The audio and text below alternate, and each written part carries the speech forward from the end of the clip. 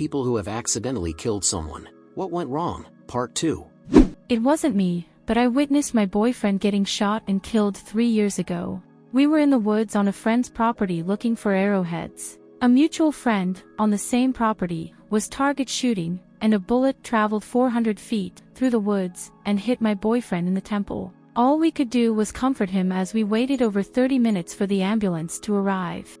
Not me, but my mother-in-law was driving at night on a country road with my father-in-law in the passenger seat and my husband, 9 years old at the time, in the back seat. She was approaching a curve when another car coming from the opposite direction turned the corner in the wrong lane and collided head-on with her. The driver had been trying to overtake on a blind curve at about 70 miles per hour. He died almost instantly. My father-in-law and husband escaped with cuts and bruises, but my mother-in-law was left permanently disabled. She still feels very guilty about it, even though it wasn't her fault. My dad, in 1990, was a truck driver, and this guy with a Porsche was speeding, drunk and high, and ignored a red light.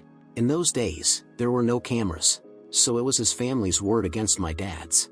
Once they found out he was drunk and high, they followed my dad's story. He stopped driving trucks after that.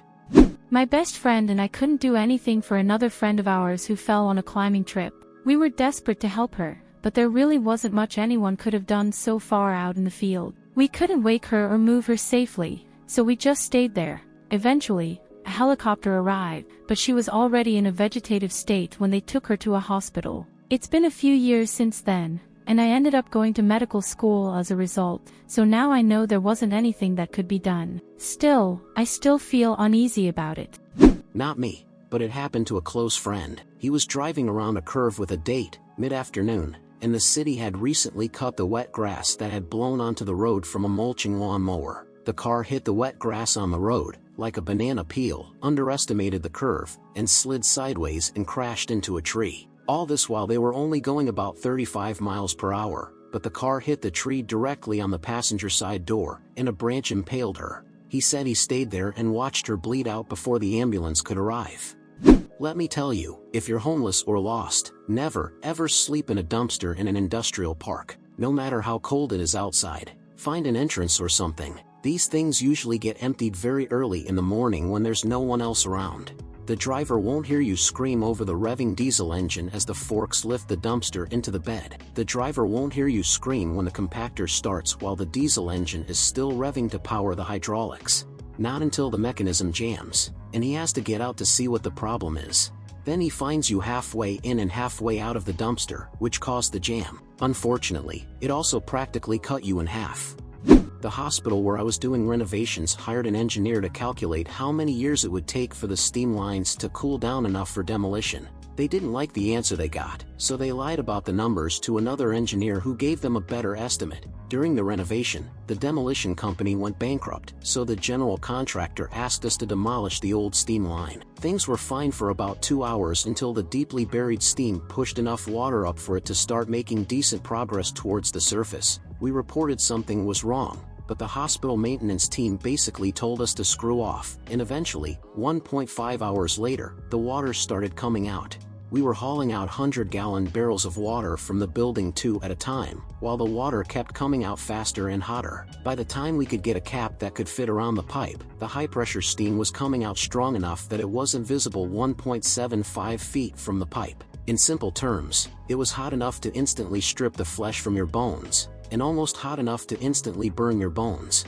There was no way to cap that pipe, so, effectively, thousands of gallons of very old, oily, dirty steam flooded the hospital. Dozens of people died from infections and unsanitary conditions, mainly people who were in conditions too critical to move. There was an attempt to sue us, then the engineer, but it was quickly proven that it was all caused by gross negligence on the hospital's part, and it was quickly swept under the rug. It's painful to look back in hindsight. If I knew what I know now, I would have busted down the maintenance office door and beat those two-faced hypocrites before grabbing a cap they had on hand 1.5 hours before it was too late to do anything, and dozens of people, including children, would still be alive. I know it's not my fault. I know I did everything I could have done with the knowledge I had at that time, and I saved one person from being seriously injured or possibly killed, But there was so much time and so many things that so many people did wrong, any one of them doing one thing better and the whole nightmare would have never happened.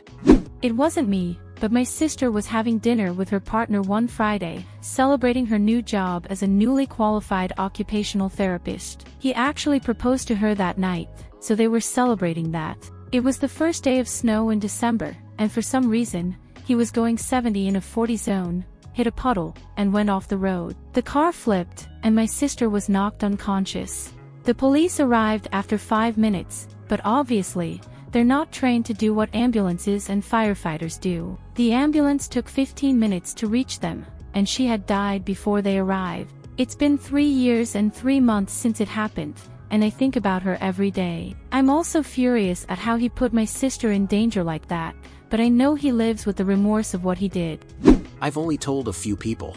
I shot and killed my abusive father when I was 12 years old. He was a drunk, he used to hit me and my mother every time he got drunk, which was daily. My mom was getting ready to leave him, which made him extremely violent, and I thought he was going to kill her. I pulled out his Kel-Tec PF9 and shot him 3 times. I was arrested, but all charges were dropped due to self-defense. I don't regret what I did. He was a very bad person. I regret having to do it, and I constantly think about how life would have been if I had sought help, but I doubt I would have ever done it. We had just turned left at an intersection when the car in front of me wanted to turn right into the parking lot of a convenience store. The problem was that a truck was blocking the entrance due to snow, so he braked abruptly and I rear-ended him. He was an elderly man with his wife. They both seemed fine and were furious with the truck driver who drove off. I ended up being charged with following too closely. A month and a half later, I receive a letter saying that the man's estate is suing me for causing his death. I forwarded it to my insurance company, which settled the case. I wasn't allowed to see any of the case files. From what people told me, he was a smoker, so he wasn't in the best health already. I'm still not sure how to feel about it. I wish it had gone to trial so I could have closure one way or another. My uncle was driving home from work a couple of years ago on a county road and hit a child who ran in front of him before he could stop. The child was following his grandfather crossing the street to check the mail. 100% the fault of the family who wasn't watching the child. Of course, the Facebook brigade tried to blame my uncle, and there were unfounded accusations that he was texting and driving. I'll never forget the sounds that came from my uncle when he found out the child had died. Absolutely devastating. Fortunately, he didn't fall back into his old bad habits after this. It wasn't me, but my stepfather hit and killed someone on the highway about 2 weeks ago. To provide context, he is a nighttime truck driver for a local company. The person he hit was attempting suicide on the freeway, and my stepfather was the unfortunate one who struck them. It was around 3 in the morning and raining, so visibility was low. The person was also dressed entirely in black, except for some blue shoes. I ended up seeing the first-person view from his dashboard camera, and it was tough. You really couldn't see that it was a human afterward. Things happen, though, and it really affected him for a while and still affects his job. He couldn't drive on the freeway for a while. Technically I'm on the other side of this, but in 2013 in Shreveport, Louisiana, they installed new traffic lights. My oldest son's father was stopped at that light. Someone rear-ended the car, killing him instantly. The guy said he completely forgot they were going to turn on the traffic lights and was petting his dog. Not me, but a friend of mine had her younger sister in the car with her when they were both teenagers. The car stopped, they had an accident, and the sister died. It wasn't my friend's fault, but her mother never forgave her and always made her feel guilty about it. A close friend of my wife in high school lost her family because of this. Her older brother was 16, practicing driving with their mom in the car on their way back from school. They were turning left at a major intersection of a 2-lane road when the traffic light turned yellow. He was in the middle of the intersection when his mom told him to wait until it seemed like the other cars were stopping for the yellow light. He did so and started to turn, but another car changed lanes to the right lane and sped up to pass the yellow light, essentially hitting them on the passenger side of the mom's car at about 80 kilometers per hour, and she practically died instantly. It really affected the brother a lot, as you can imagine. It practically tore apart their family. Their father never really dated anyone or moved on. The brother basically became an alcoholic/drug addict and has been in and out of jail, and she lost her mom when she was around 13 years old. It's definitely sad to hear. My wife's friend is a good woman and went through a lot but seems to have done the best under the circumstances. Not me. but one of my former close friends died along with 2 other people in a car accident a week or 2 after graduating from high school and a month before his 18th birthday. Apparently, his friend, M, was playing in the back and bothering my good friend, C, who was sitting in the front seat. They ended up becoming too noisy, which distracted the driver, and they went through a guardrail on a curve where there was a 15-meter drop down the hillside into a ravine. The driver died instantly from the impact. C died around 30 minutes after the accident, and M had to watch him die in front of him while they waited for the next hour for someone to find them. Where they crashed, there was no cell service, and it was a road that only had a few cars passing by each day. The only reason they were found was because a group of people was going out to hunt deer when they came across the damaged guardrail, so they reported it. Unfortunately, C's father was a volunteer firefighter and ended up being the first one to arrive at the accident scene. He had no idea it was his son until he approached the car and found him dead. It was a shitty situation all around because C was M's only real friend. Everyone else was extremely cruel to M and constantly bullied him for years.